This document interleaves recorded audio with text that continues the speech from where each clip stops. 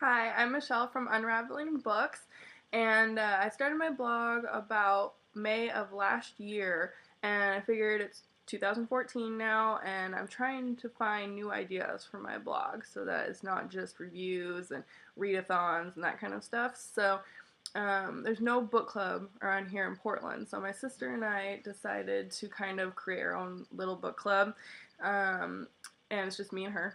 But we decided to pick a book for each month this year to read, and then we're going to discuss it, and we're going to film a video and share a review of it.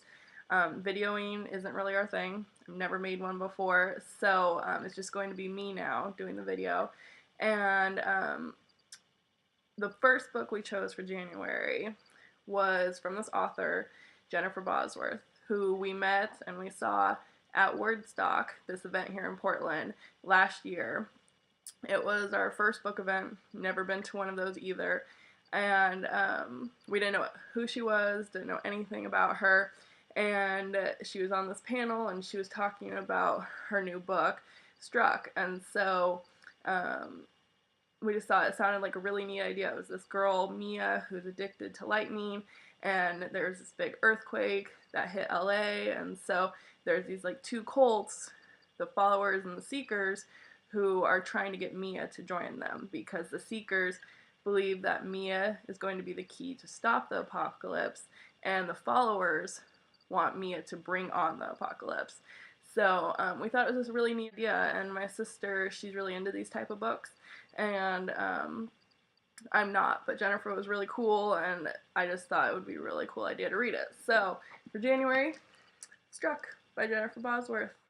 Struck started off really strong for me, and it instantly grabbed my attention, especially the prologue. You know, Mia, she says right off the bat that she's a lightning addict, um, and the book is really well written. I feel like you get a sense for Jennifer in the book, and Jennifer is just like really fun and witty, I think, when I saw her in person.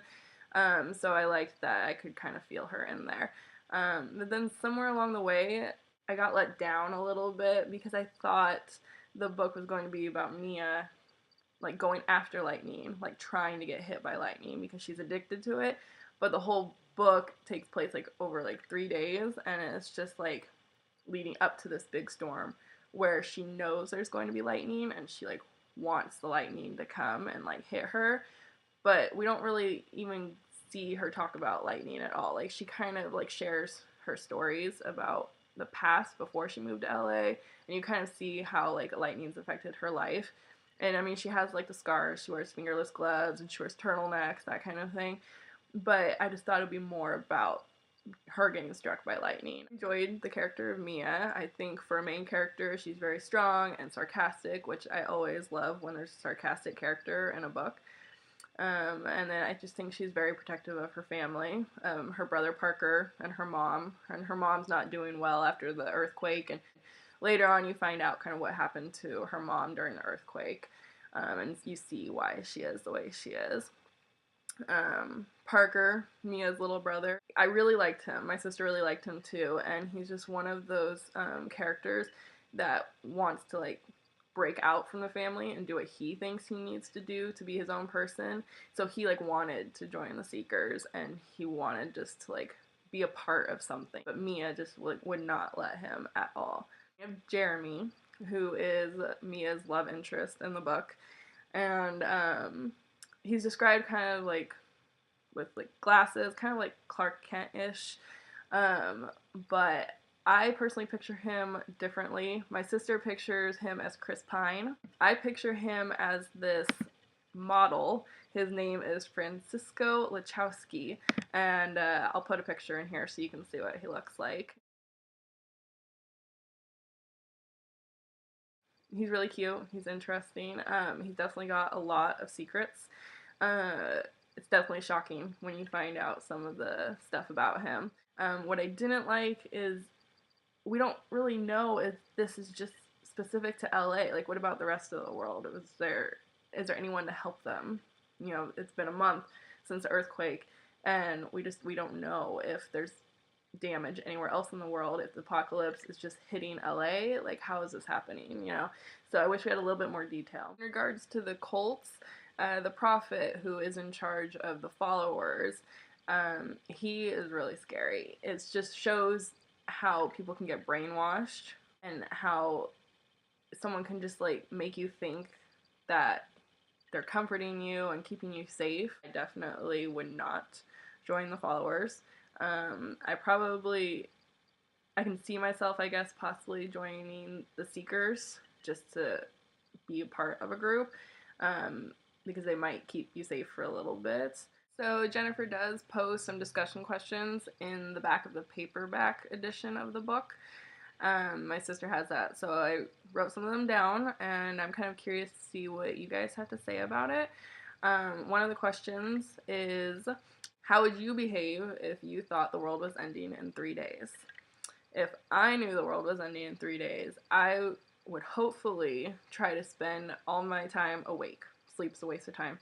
So I would be outside. I would be trying to, hopefully, if it was an option, get to Europe and kind of go see the world some more.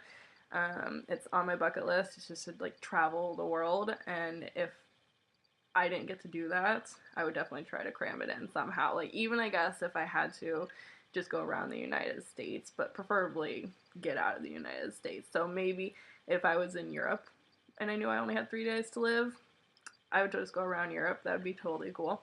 The last question is, if disaster struck your town, how would you survive? I don't think I would survive. Sarah and I talk about this all the time because we watch the, apocalyptic movies, and I think we would probably try to do what they do in the movies, go gather weapons, go to the store, try to get, supplies, food, all of that you need, and just like hide somewhere and bunker down and hope that no one finds you. And we always talk about trying to be prepared for, an earthquake or anything, but we procrastinate a lot, and so we are not prepared. And I'm pretty sure I wouldn't make it.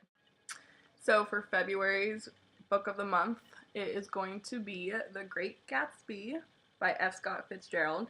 Now, I never read a single book in English class. I cannot stand required reading for school. I guess technically I did read Hamlet when we kind of acted it out in class, and I did read, I think, all of Uncle Tom's Cabin, but I'm so bored by them, but I want to challenge myself and try to read a classic.